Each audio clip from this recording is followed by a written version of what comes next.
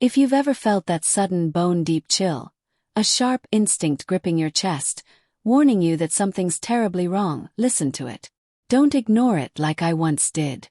The last time I felt that unmistakable pull in my gut, it shattered everything I believed about my marriage. That single night unspooled the entire thread of my life, leaving me in a place I never imagined I'd stand. Let me take you back to the evening where it all began to crumble. Her name was Clara.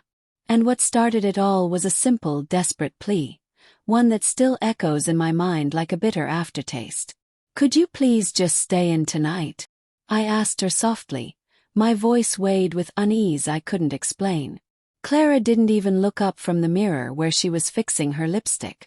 She let out a dry laugh, that condescending little chuckle she'd perfected over time. "Oh, come on, Marcus," she scoffed, her tone dripping with dismissal. "You're being ridiculous again. You always get like this."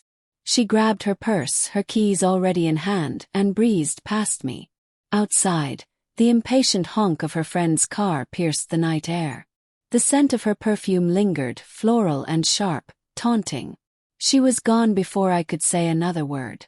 But that night was different. Her empty reassurances didn't soothe me like they used to. Somewhere deep in my chest, something twisted, a knot pulling tighter, warning me that this wasn't just another night out. It was the beginning of the end. The hours dragged, every minute gnawing at my sanity.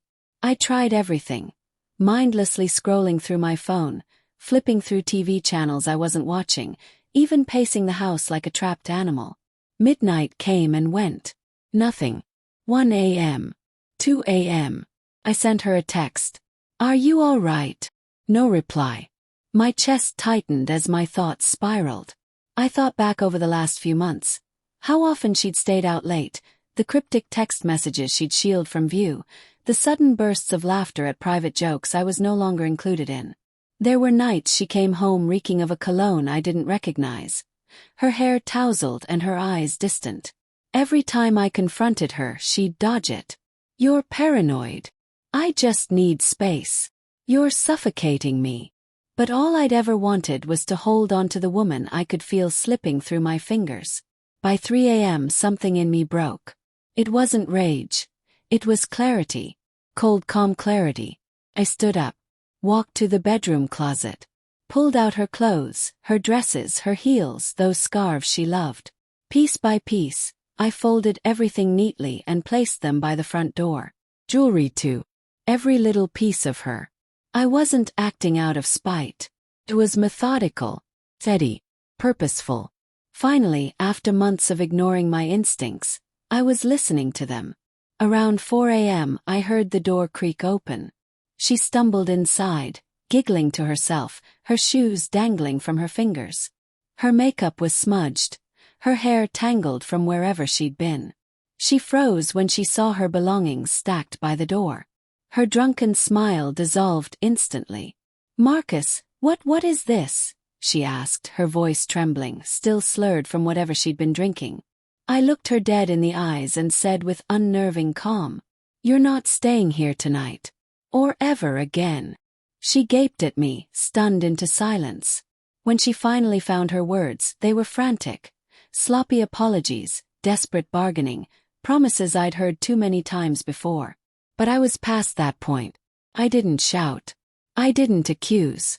I simply said, "Call someone. Get a cab. You're leaving." She cried. She begged.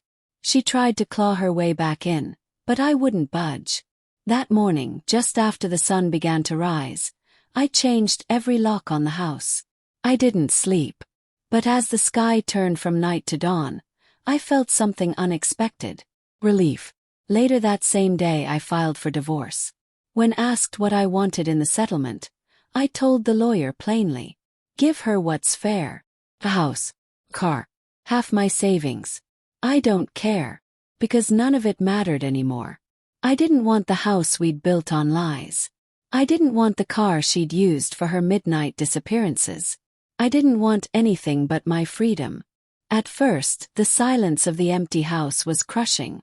The absence of her presence left a hollow ache that seemed to echo through every room. But slowly, something unexpected happened. That silence became soothing. I started sleeping through the night again. I picked up old hobbies, things I hadn't done in years. I called friends I'd let drift away. I walked for miles just to feel the wind against my face. I read books that once sat untouched on the shelf. I cooked meals just for myself, and the quiet didn't feel lonely anymore. It felt like peace. Months passed. One evening, I ran into a mutual friend who casually mentioned he'd seen Clara at a bar, clinging to some new guy. He asked if I wanted to hear the details. Just laughed, shook my head. No need, I said, grinning for the first time in a long time. She's not my concern anymore. And in that moment I knew, truly knew, I was free. Looking back, I wish I'd listened to that voice inside me sooner. I wish I'd understood that sometimes the hardest thing to do, walking away, is also the bravest. That night when I begged her to stay, I wasn't pleading with her. I was begging myself. Begging to stop suffering. To stop pretending. To stop surrendering myself to someone who'd already left long before. If you ever feel that cold, unmistakable knot in your stomach, don't ignore it. Don't wait for everything to collapse before you act. Sometimes the most courageous thing you'll ever do is listen to your instincts and walk away. Because that night, the night I finally let go, turned out to be the first night of the life I should have been living all along.